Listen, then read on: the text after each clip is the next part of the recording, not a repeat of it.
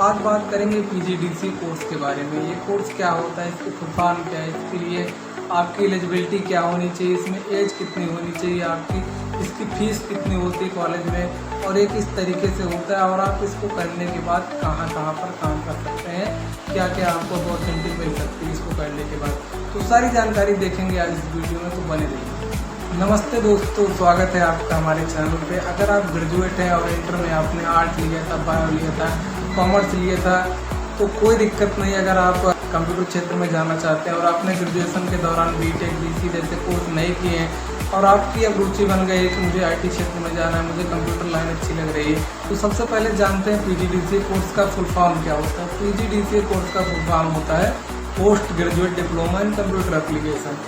तो इसका main motive ये होता है कि जो बच्चे ग्रेजुएट हैं, जो अपनी ग्रेजुएशन के दौरान बीटेक, बीसी जैसे कोर्स नहीं कर पाए, उनको कंप्यूटर क्षेत्र की जानकारी देना, उनको आईटी स्किल सिखाना, प्रोग्रामिंग लैंग्वेज, डाटाबेस के बारे में, ऑपरेटिंग सिस्टम के बारे में, नेटवर्क के बारे में, ये सारी चीज़ें आपको इसमें सिखाई जाती हैं, जो कि बहुत इंपॉर्टेंट ये चीज़ें मानी जाती हैं। तो सबसे अच्छी बात इस कोर्स की ये है कि आप इसमें चाहे कॉमर्स से रहे हों, चाहे आर्ट से रहे हों, चाहे साइंस से रहे हों, आप किसी भी बैकग्राउंड से आप इस कोर्स को कर सकते हैं आसानी से, इसमें कोई भी परेशानी नहीं होती है। तो बात करते हैं पीजीडीसीए करने के लिए आपकी एलिजिबिलिटी कितनी होनी चाहिए। पीजीडीसीए करने के लिए आपके एलिजिबिलिटी ये होनी चाहिए, आपके पास एक बैचलर डिग्री होनी चाहिए, चाहे वो बीए हो गया, बीएससी हो गया, बीबीए हो गया, आपके पास एक बैचलर डिग्री किसी भी यूनिवर्सिटी से होनी चाहिए।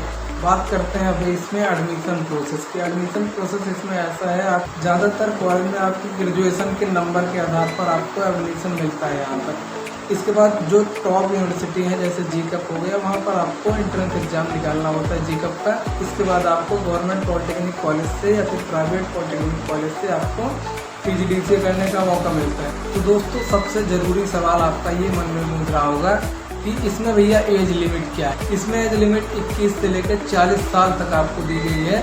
आप चाहे जब ग्रेजुएशन करने के बाद आपके पास एक बैचलर डिग्री होनी चाहिए, आप इसको कर सकते हैं आसानी से। अब बात करते हैं पीजीडीसीए कोर्स कितने साल का होता है।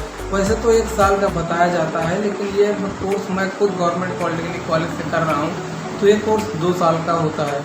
इसमें 4 सेमेस्टर होते हैं, जिसमें आपको चारों सेमेस्टर के एग्जाम क्लियर करने होते हैं। आप सोच रहे होंगे पीजीडीसी में क्या क्या पढ़ाया जाता है, तो कुछ प्रोग्रामिंग लैंग्वेज जैसे पाइथन हो गया, वेब डेवलपमेंट, इसके बाद नेटवर्क की सारी जानकारी, नेटवर्क कैसे काम करता है, आपको डीबीएमएस, ऑपरेटिंग सिस्टम और सॉफ्टवेयर इंजीनियरिंग। पीजीडीसीए करने के बाद आपको इतनी सारी चीज़ें सीख लेंगे कि आप आईटी क्षेत्र में आसानी से काम कर सकते हैं। अगर आप सोच रहे हैं कि हम पीजीडीसीए कोर्स को कहाँ से करें, किस यूनिवर्सिटी से करें, तो आपको बता दें कि अगर प्राइवेट करना चाहते हैं तो आप कहीं से भी कर सकते हैं, किसी भी कॉलेज से कर सकते हैं, आप अपने अनुसार देख करके पता करके।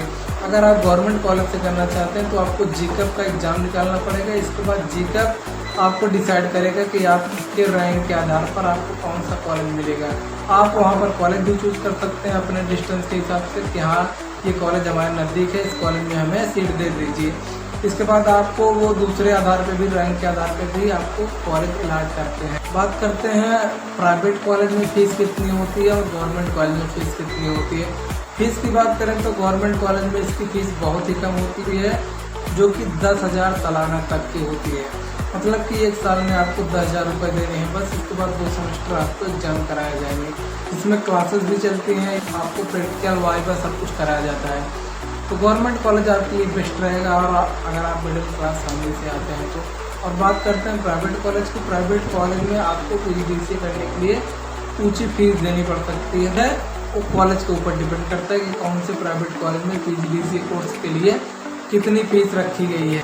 आप ये सोच रहे होंगे कि पीजीडीसीए कोर्स करने के बाद कहाँ कहाँ जॉब लग सकती है, तो आपको बता दें पीजीडीसीए कोर्स करने के बाद आप बहुत सारी आईटी कंपनी में जॉब कर सकते हैं। जैसे आपने अगर वेब डेवलपमेंट सीख लिया है, HTML, जावास्क्रिप्ट, CSS, ये चीज़ सीख ली, तो आप फ्रंटेड या बैकएंड का काम कहीं भी वेब डेवलपमेंट की कंपनी में जाकर कर सकते हैं। या फिर आपने डाटा एनालिसिस सीख लिया, पाइथन हो गया, SQL हो गया, एक्सेल हो गया, तो आप डाटा एनालिसिस के रूप में काम कर सकते हैं। या फिर आप साइबर सिक्योरिटी भी इसके थ्रू सीख सकते हैं, क्योंकि इसमें पाइथन सिखाया जाता है। इसके बाद आप इसमें एक्सेल, वर्ड, पावर पॉइंट, ये सारी चीज़ें सिखाई जाती है। आप किसी भी कंपनी में डाटा एंट्री का काम तो आसानी से कर सकते हैं। तो मॉरल ऑफ द स्टोरी ये है यहाँ पर कि आप PGDCA करने के बाद बेरोजगार अनएम्प्लॉयड तो नहीं रहने वाले हैं। कहीं ना कहीं आपका सिलेक्शन हो ही जाएगा किसी न किसी प्राइवेट कंपनी में। तो PGDCA करने के बाद गवर्नमेंट जॉब का भी मौका मिलता है, क्योंकि बहुत सारी जॉब ऐसी निकलती हैं जिसमें PGDCA की डिमांड की जाती है। PGDCA करने के बाद आप MCA में भी एडमिशन ले सकते हैं। MCA करने और PGDCA करने से आपकी जो IT क्षेत्र की जानकारी होगी बहुत ही स्ट्रॉन्ग मानी जाती है। ये वीडियो आप अपने उन साथियों, उन दोस्तों के साथ शेयर करिए जो ग्रेजुएशन के टाइम पर BCA या BTech जैसे कोर्स नहीं कर पाए। अब उनकी इच्छा है कि मुझे IT क्षेत्र में जाना है, मुझे कंप्यूटर नॉलेज के आधार पर गवर्नमेंट जॉब में एंट्री लेनी है, तो उनके लिए PGDCA कोर्स बेस्ट माना जाता है। तो PGDCA कोर्स करके अपने कंप्यूटर नॉलेज को बढ़ा सकते हैं।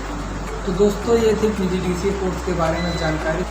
अगर आपको ये वीडियो अच्छा लगा हो तो लाइक करके और कमेंट करके ज़रूर हमें बताएं कि मेरी दी हुई जानकारी आपको कैसी लगी।